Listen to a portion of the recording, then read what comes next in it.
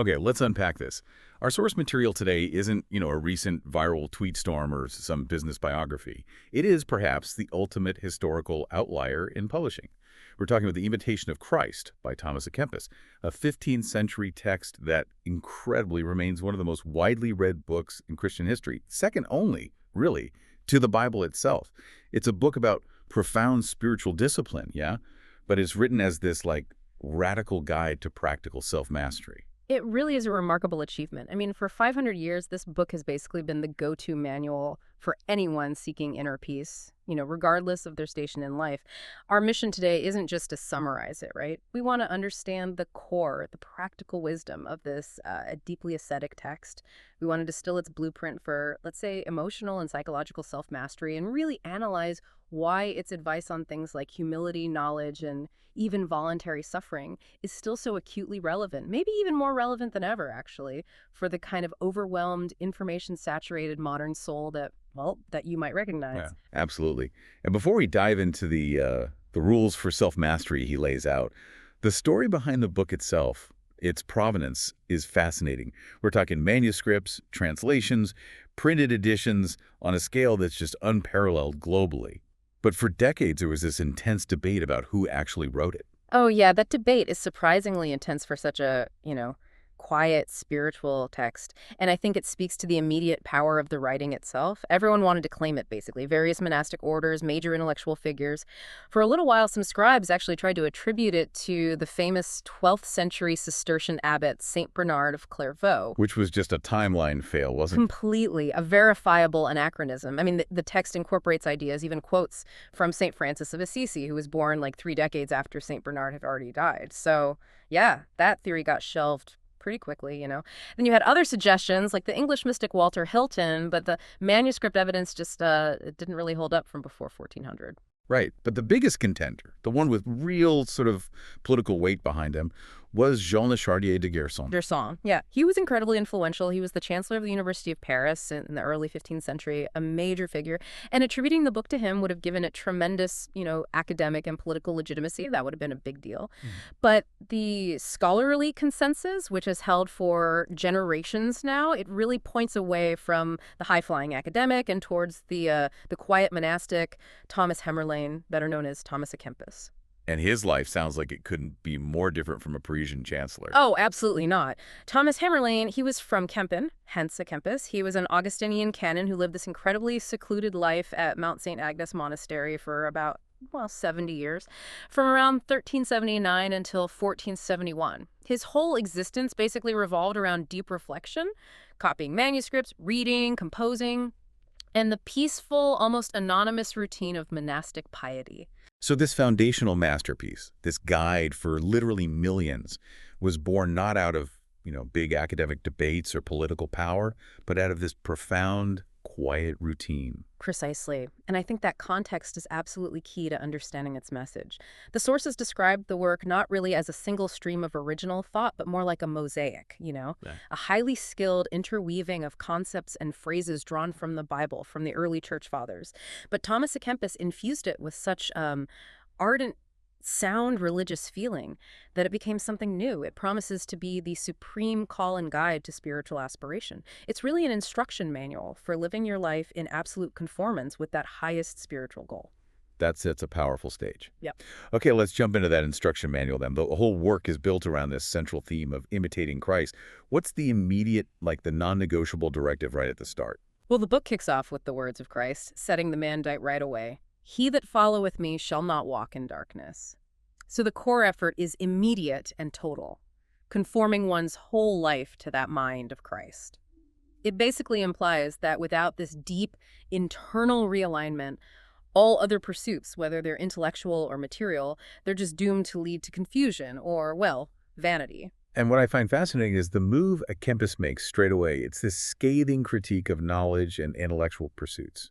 Which is interesting, coming from a man whose life was dedicated to reading and copying, right? He attacks knowledge that isn't connected to genuine ethical practice. Yeah, he specifically targets proud knowledge, or maybe untethered knowledge. The book immediately challenges the value of theological, philosophical depth if it's not accompanied by humility.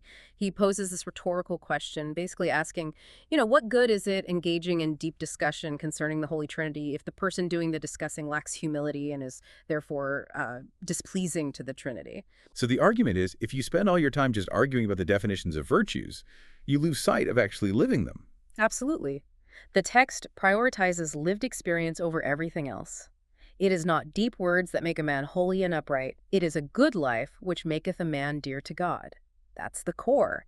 He even makes this very human confession, saying, I had rather feel contrition than be skillful in the definition thereof. Knowing the Bible, knowing all the sayings of philosophers, it profits nothing without the love and grace of God. And this connects directly to his critique of scholasticism, those heavy academic philosophical debates of his time.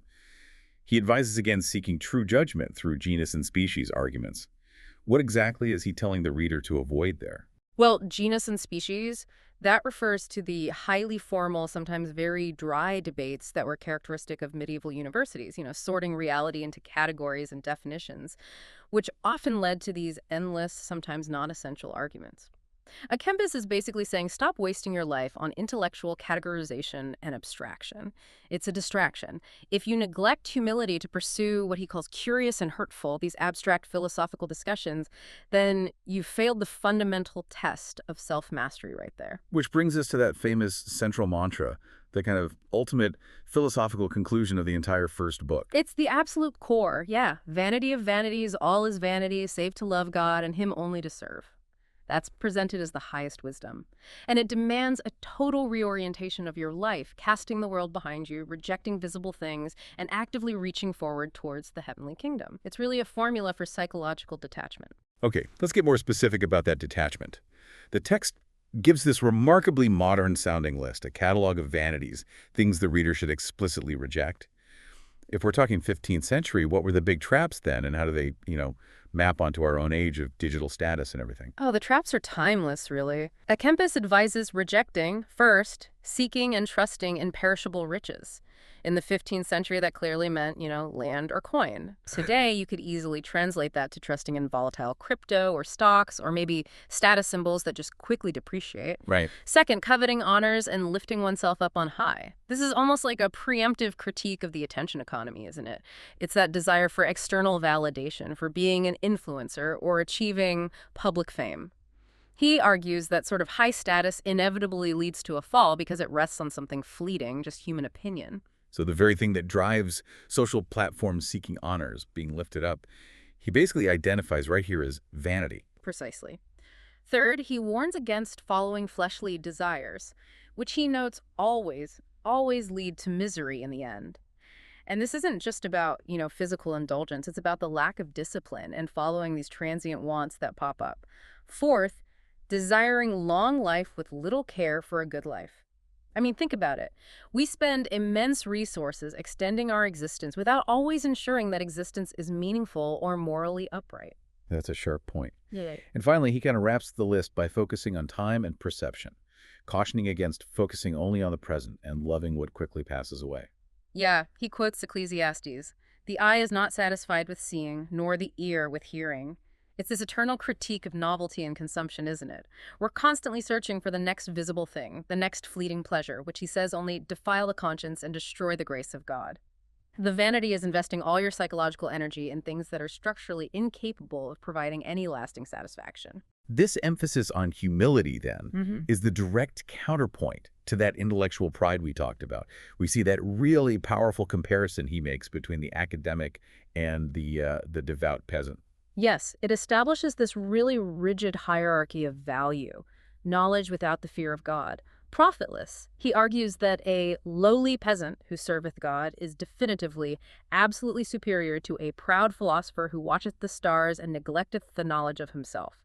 The most essential knowledge, therefore, is radical self-knowledge, which should actually make a man vile in his own sight. That's strong language. But isn't true self-knowledge often achieved through deep study and intellectual rigor? How does a Kempis reconcile this sort of fear of knowledge with the undeniable need for deep reflection? That's a great question. He doesn't reject reflection itself. I think he rejects pride in reflection. The great danger for the intellectual, the person of high learning, is pride and the potential for greater judgment that comes with it. The text explicitly warns, "The greater and more complete thy knowledge, the more severely shalt thou be judged, unless thou hast lived holily." Yeah. So, greater knowledge equals greater responsibility. Therefore, you shouldn't be lifted up by your knowledge, but rather fear concerning the knowledge that's been given to you. It completely flips the modern meritocratic ideal on its head, doesn't it? Yeah. Achievement isn't just rewarded, it's kind of taxed with greater moral scrutiny. Absolutely. The greatest, most profitable lesson, he insists, is truly knowing and judging lowly of oneself. He even advises the reader to actively love to be thyself unknown and to be counted for nothing. This is where the self-mastery element becomes truly radical. The goal is to fully detach your identity from any external validation, including the validation of your own perceived intelligence. And he reserves the most sobering warning for those who prioritize status and learning above everything else. What is the final, unavoidable test of a life lived, according to a Kempis? The great warning is the day of judgment. That day, he says, will not demand what we have read or how well we have spoken, but rather what we have done and how holily we have lived. He delivers this really chilling rhetorical question aimed directly at the academics of his time and maybe ours too. Tell me, where now are all those masters and teachers who were yet with you and flourished in learning? Their glory passed away so quickly, they're now forgotten. The true and lasting glory, he argues, is rooted in action, in holy living, not in argumentation. The person who is truly great hath great charity. Wow. That is a harsh wake-up call for anyone, really, who prioritizes their intellectual status above their moral behavior. Okay, so if the intellectual critique sets the moral compass, then the next step is the practical method, the detailed path of inner work. Kempis suggests that the path to spiritual freedom starts with achieving internal unity and simplicity. He calls it a shortcut. Yeah, he does. It's presented as a spiritual shortcut because it kind of bypasses the need for endless outward striving and searching. The text states that the more unity and simplicity a person achieves within themselves, the deeper the things they understand without labor because they receive light from above. This unity basically means having a singular, unwavering focus on God. And the greatest enemy to achieving that unity is internal, right? Not external circumstances. Oh, entirely internal. He states very clearly that the greatest hindrance and annoyance to any person is their own undisciplined heart. We are our own worst enemies, basically, constantly fragmented by conflicting desires and thoughts. He calls self-mastery the hardest battle to fight. The daily endeavor must be to grow stronger than self and go on unto perfection. And lowly self-knowledge, really knowing your own weaknesses, is a surer way to God than deep searching of human learning. Okay, so if that internal battle is the hardest one, how does he advise us to handle external hardship? Because it's quite counterintuitive. But he presents adversity and sorrow as essential tools for growth. He completely reframes adversity as a gift, essentially. Adversity and sorrow are actually good, he argues, because they instantly force a man to lay to heart that he is only a stranger and sojourner and may not put his trust in any worldly thing. Trouble basically detaches us from the illusion of security and permanence here on earth. It wakes you up. So when we suffer, we're being taught not to trust the world. Okay? But what about when we're wronged or unfairly judged by others? That feels different. That, he suggests, is perhaps the most useful type of suffering. Enduring contradiction or being unfairly judged, even when you mean well, is incredibly valuable. Why? Because it promotes humility and it shields against vainglory.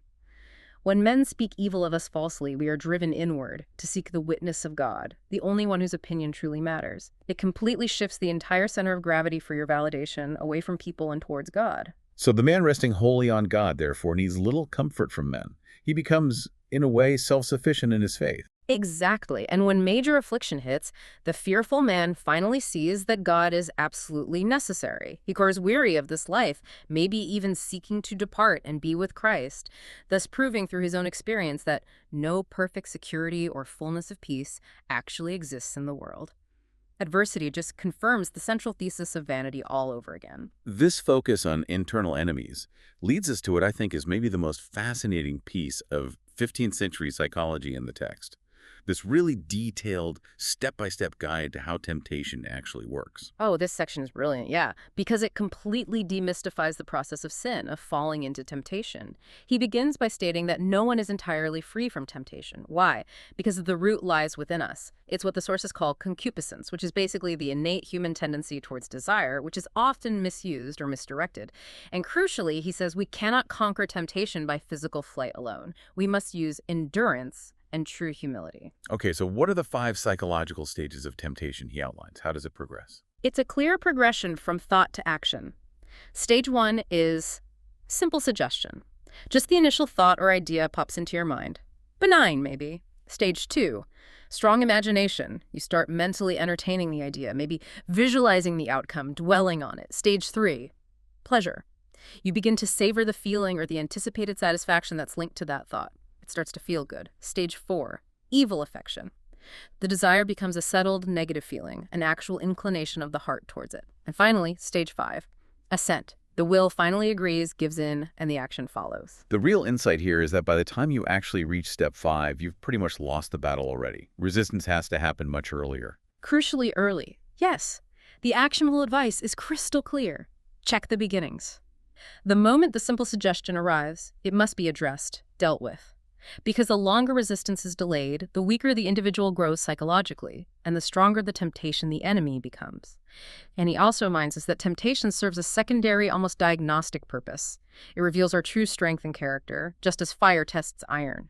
It shows you where you're weak. So, if the internal life is this chaotic battleground, how do we maintain any peace when dealing with other people who are presumably just as frail and tempted? He advises against scrutinizing others and focusing on self-examination. Yeah, we have to avoid judging others because, he argues, we almost always err in judgment anyway, usually due to our own personal feelings and biases. In judging others, a man laboreth in vain, he says, but in judging and examining himself, he always laboreth to good purpose. It's a much more pragmatic use of your limited energy. We are all weak and frail, he reminds us. So why would you desire to lift yourself above another, especially when you have no idea how long you yourself shall maintain your own integrity? Right. And what if we simply cannot amend others or change a really difficult situation involving someone else? Then, the advice is, we must bear them patiently. If admonishment fails to correct a person, the solution is to simply cease striving with that person and commit the whole situation to God, trusting that God knows how to convert even evil into good. The goal here is endurance and quiet labor within yourself, not constant trifling talk or trying to seek ease. Because here in this life, he says, men are tried as gold in the furnace. The constant pressure of difficult people is actually part of the refining process itself. Okay, so this intense discipline, this focus on the internal battle and patient endurance, leads us towards the move toward mystical union, the call to the inner life. The text shifts focus here, proclaiming, the kingdom of God is within you. Yes, that movement from the outward discipline to the inward internalization is paramount. The instruction is very clear. Actively turn the heart away from outward sensory things and turn it toward inward things to find peace and joy. The beloved, Christ, promises to come and show consolation if, and only if, a worthy mansion is prepared for him within the heart. The work is internal preparation. And this internal quest reinforces that distinction he makes between human teaching and divine teaching. The divine voice is described as speaking words that are spirit and they are life, totally surpassing mere philosophical knowledge. Yes, that contrast is absolutely essential to understanding where true truth comes from, according to the text. Human masters, teachers, they can utter words, they can share information, but only God gives the Spirit the true sense of the Scriptures. Teachers can show the way, but God must give the strength for the actual journey.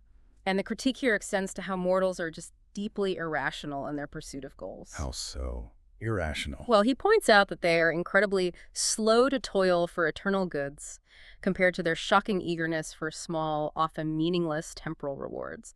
He uses this really visceral image. People will strive shamefully, fight tooth and nail for a piece of money or some trivial advantage, but they find it irksome and too much effort to toil for glory that fades not away. They're basically maximizing these tiny, short-term, minimal gains while completely neglecting the infinite long-term rewards.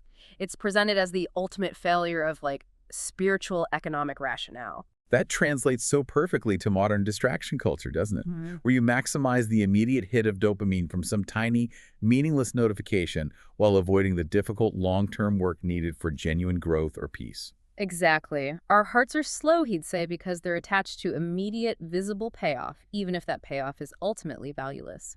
And to combat this, he says God visits the elect in a twofold manner, by temptation and by comfort. These cycles, these ups and downs, they teach us daily lessons, chiding our faults when we fall and exhorting us to grow when we rise again. The fluctuation itself is actually the mechanism that prevents spiritual pride from taking root when things are going well. This brings us to that really profound psychological framework provided in the text, the stark contrast drawn between nature and grace. This seems crucial for allowing the individual to distinguish between genuine spiritual movement and just, well, self-deception. It is perhaps the most useful internal diagnostic tool in the entire book, I think. The text fully acknowledges that nature and grace operate in a very contrary and subtle manner, often making them really difficult to distinguish. But, he says, by carefully examining their fruits, their outcomes, and motivations, we can learn to tell them apart. Okay, let's break down those opposing characteristics, starting with nature. What defines it? What does it look like in action? Right, so nature is fundamentally centered on the self. It seeks advantage for itself and craves immediate ease. It is inherently unwilling to die to its own desires or be subject to another's will. Nature loves honor and reverence from others and deeply fears contempt or being looked down upon. It's covetous, it loves temporal things, always inclining to created things and vanity. And therefore, it constantly seeks outward solace, comfort from friends, possessions, external circumstances. It sounds like nature is basically just the human default mode, the ego running the show. It's the ego refined, yeah. Now contrast that sharply with grace, which is defined by self-abandonment and detachment from those very things. Grace walks in simplicity, it actively seeks self-mortification, dying to self, and it is subdued and willing to be governed, especially by God's will. Grace renders all honor to God, not self. It actually rejoices in suffering shame for Christ, and it gladly embraces labor and difficulty. It loves humble things, seeks eternal things, is inherently generous, and seeks comfort in God alone, not in the world. Its entire aim, its driving force is the honor of God, not personal gain. That is a stark, almost impossibly high standard.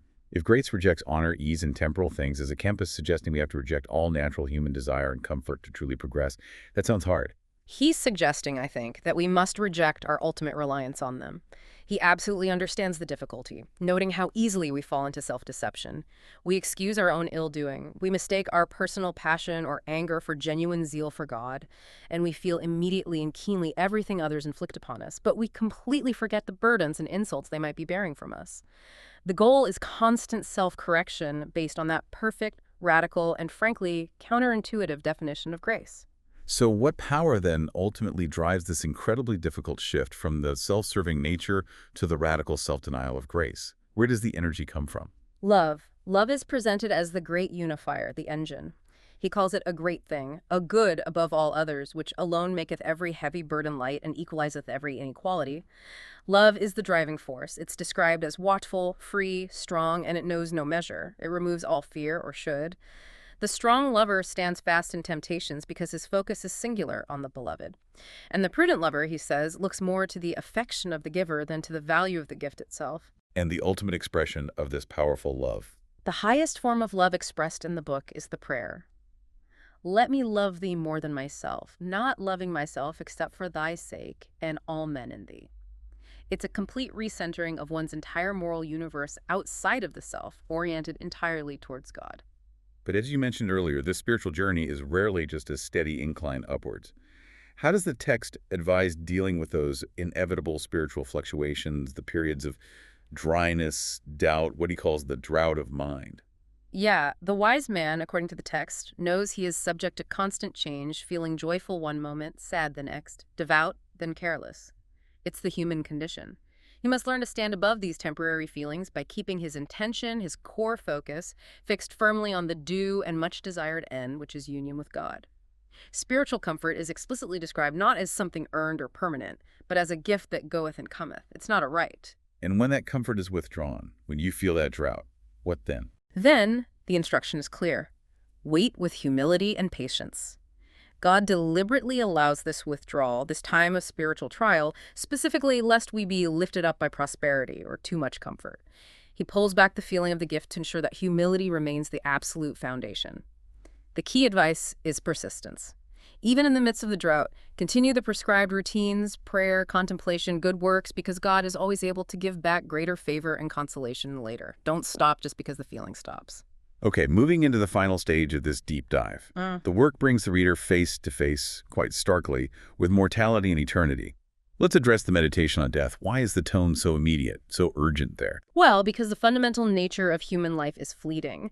That urgency is captured in those really sobering lines. Today man is, and tomorrow he will be seen no more. Poof. Gone. The focus, therefore, shouldn't be on trying to escape death, which is inevitable, but on preparing for it, constantly. It is better, he says, to watch against sin than to fly from death. He really presses the point, asking the reader directly, if today thou art not ready, how shalt thou be ready tomorrow? Tomorrow is completely uncertain, and many people die suddenly, unexpectedly, completely unprepared. And the ultimate calculation, the final test of that life of vanity we discussed earlier, is intensely pragmatic, almost like an accounting. Brutal self-accounting, yeah. The greatest profit from life, he states, comes from three specific things: a perfect contempt of the world, a fervent desire to excel in virtue, and the painfulness of repentance. He challenges the listener, you. If someone lived in honors and pleasures right up until this very day, what does the whole thing profit them if death comes in an instant? All is vanity, he repeats, save to love God and to serve him only. All those honors, riches, pleasures, they just vanished in the moment of death. Worthless then. And the thought of future judgment is intended to be the primary engine, the main motivation for action right now in this life. Absolutely. It's presented as the burning goad, the motivational tool used to spur the slow heart, the reluctant will, into immediate action. The text vividly details the potential consequences of judgment and the pains of hell, not just to scare, but to motivate immediate, even painful action in this life. The slothful, those who love ease above all, will be pricked forward with burning goads. The gluttons will be tormented with intolerable hunger and thirst. The proud will be filled with utter confusion and shame. He explicitly contrasts the temporary, controllable sorrow of penitence here with the much greater, eternal pain of torment later. Suffer now, willingly, he argues, so that you mayest be enabled to escape heavier sufferings later. It's a stark choice. This intense focus on suffering and immediate action leads directly to that core Christian idea of embracing the cross. Yes, and this is acknowledged as one of the hardest sayings in the entire book. He admits the message of the cross is a hard saying to many who are naturally seeking comfort and worldly consolation. He observes pointedly that the whole life of Christ himself was defined by the cross and martyrdom. Therefore, why should any follower expect or seek rest and joy here on earth? It makes no sense in that context. And he makes a crucial point that you can't actually run from it. The cross is an internal reality as much as an external one. Exactly. The cross is always ready and everywhere waiteth for thee. Why? Because you cannot flee from it, since, as he puts it, thou bearest thyself with thee. The trials, the temptations, the difficulties are generated internally by our own nature and externally through our interactions with the flawed world. Therefore, we must learn to suffer tribulation without consolation sometimes, which he says is the direct path to achieving genuine humility. Suffering willingly for Christ is defined as the most acceptable and healthful thing in the world. Our true worthiness lies not in fleeting delights, but in bearing these troubles patiently and with purpose. Okay, so after this long, incredibly difficult path of self-denial, suffering, humility, the work culminates in the discussion of the Holy Communion, which is presented as the great consolation, the thing that validates the entire journey. It really is. It's presented as the ultimate food and medicine for the soul navigating this vale of tears, this difficult life. The profound invitation comes directly from Christ's own words in the text. Come unto me, all ye that labor and are heavy laden, and I will refresh you. This is the promised reward, the source of strength. And the disciple, the reader, is meant to be overcome by the sheer awe of this divine condescension. The heaven of heavens cannot contain God, yet he says, come unto me, to this humble, struggling individual soul. It's staggering. It's presented as almost a spiritual necessity for perseverance on this hard path. What exactly is the purpose of this great mystery according to the text? Its primary purpose is the conferring of spiritual grace. It helps regain lost virtue and significantly increases the core theological virtues: faith, hope, and charity. It's described beautifully as the consolation of pilgrims and the eternal fruition of the saints. By receiving it worthily, the soul is made a partaker, a sharer in all the merits of Christ. It fundamentally strengthens the will for the continued, difficult work of self-mastery that the rest of the book demands. Given the magnitude of this gift, the text really stresses that immense preparation is required. What must the reader actually do to make themselves worthy, or as worthy as possible? The preparation is multifaceted, yeah. It requires careful and diligent examination of conscience, looking honestly at oneself, true contrition, genuine sorrow for past failings, humble confession, and crucially, a firm, genuine resolution of amendment for the future, a real intention to change.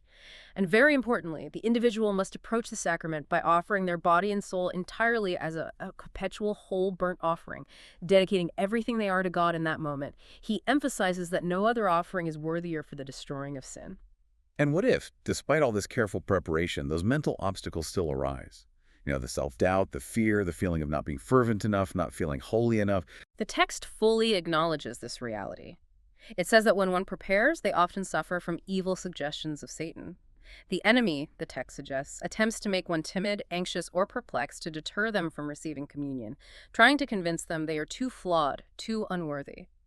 We are advised very clearly not to heed these wiles or delusions. We must conquer self-doubt and fear, perhaps by seeking counsel, and fundamentally by believing that God himself will supply what is lacking in us. So even if the emotional fervor is gone, one must persist. Absolutely. Even if one feels dry or completely lacking in that emotional fervor, they must proceed with affectionate reverence, trusting in the divine mercy and the objective power of the sacrament itself, rather than relying on their own fleeting feelings. Spiritual comfort is a bonus, a gift. The sacrament itself is the necessity for the journey. God is always able, the text assures, to give back greater consolation later, but perseverance through the dryness is paramount. Okay, so to try and bring this comprehensive, intense 15th century guide together, the Imitation of Christ is essentially this relentless, you could say radical blueprint for forsaking the world and conquering the self, with the ultimate goal being achieving spiritual union with God. That really is the synthesis, yes. The highest wisdom derived from all 5 books boils down to this. Forsake self, contemn or hold in contempt earthly things, and seek union with God alone. Peace, true peace, is found not in comfort or outward success, but in humble suffering and absolute self-denial. The counsel is radically prescriptive, things like, strive, my son, to do another's will rather than thine own. Choose always to have less rather than more. Seek always after the lowest place and to be subject to all. It's completely countercultural then and now. And this total self-subjugation, this choosing the lowest place, is actually defined as true greatness. It's the central paradox that defines the entire work. True greatness is great charity. True wisdom is deeming oneself small.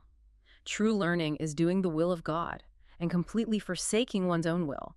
If one achieves this death to self, this detachment, the text argues, they gain a kind of freedom and inner stability that worldly success can never, ever provide. Which leads us perfectly to our final provocative thought, especially for you listening, navigating modern life, constantly bombarded by external metrics of success and validation. The text promises that if one truly achieves this spiritual freedom through self-contempt, through detachment, then the whole world shall not lift him up whom truth hath subdued, nor shall he be moved by the mouth of all who praise him. That is the ultimate promise of stability, isn't it? A peace rooted so deeply in self-knowledge and detachment that external opinion, whether it's praise or criticism, just becomes irrelevant, noise. So considering how much of modern life, for so many of us, is spent seeking validation, seeking praise, seeking public honor in our careers, certainly on social platforms, even just in our daily interactions, does adopting this 15th century view of radical self-contempt, of detachment, offer a genuinely radical and maybe even immediate form of peace and freedom? Or is it simply too difficult, perhaps too unnatural, for the validation-driven modern soul to actually achieve, something for you to ponder until the next deep dive?